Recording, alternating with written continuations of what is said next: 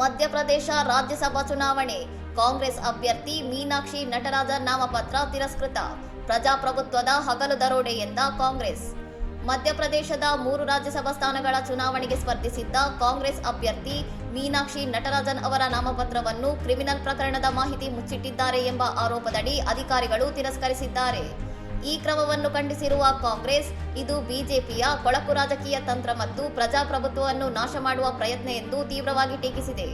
ತಮ್ಮ ಅಭ್ಯರ್ಥಿಯ ನಾಮಪತ್ರ ರದ್ದತಿ ವಿರುದ್ಧ ಕಾಂಗ್ರೆಸ್ ನಾಯಕರು ಚುನಾವಣಾ ಆಯೋಗದ ಕಚೇರಿಯ ಮುಂದೆ ಧರಣಿ ನಡೆಸಿದ್ದು, ಕಾನೂನು ಹೋರಾಟದ ಎಚ್ಚರಿಕೆ ನೀಡಿದ್ದಾರೆ. ನಟರಾಜನ್ ಅವರ ವಿರುದ್ಧ ಯಾವುದೇ ಎಫ್ಐಆರ್ ದಾಖಲಾಗಿಲ್ಲ. ಕೇವಲ ಒಂದು ನೋಟಿಸ್ಗೆ ಸಂಬಂಧಿಸಿದ ವಿಚಾರವನ್ನು ಕ್ರಿಮಿನಲ್ ಪ್ರಕರಣ ಎಂದು ಬಿಂಬಿಸಿ ನಾಮಪತ್ರ ತಿರಸ್ಕರಿಸಲಾಗಿದೆ ಎಂದು ಕಾಂಗ್ರೆಸ್ ಸಂಸದ ವಿವೇಕ್ ತಂಕಾ ವಾದಿಸಿದ್ದಾರೆ. This is a clear-cut, blatant violation of democratic principle in this country.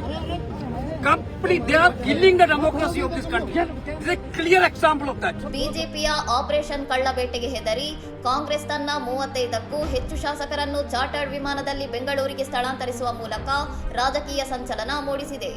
ಈ ಬೆಳವಣಿಗೆಯಿಂದ ಮಧ್ಯಪ್ರದೇಶದ ರಾಜಕೀಯ ವಾತಾವರಣ ಬಿಸಿಯೇರಿದ್ದು, ಕಾಂಗ್ರೆಸ್ ನಾಯಕರು ಇದನ್ನು ವೋಟ್ ಚೋರಿ ಎಂದು ಜರೆದರೆ ಬಿಜೆಪಿ ಆಡಳಿತ ಮಂಡಳಿ ರಿಟರ್ನಿಂಗ್ ಆಫೀಸರ್ ಆದೇಶವೇ ಅಂತಿಮ ಎಂದು ಸಮರ್ಥಿಸಿಕೊಂಡಿದೆ. ಇನ್ನಷ್ಟು ಸುದ್ದಿಗಳಿಗಾಗಿ ನೋಡ್ತಾ ಇರಿ ಸೌರಂ ಟಿವಿ.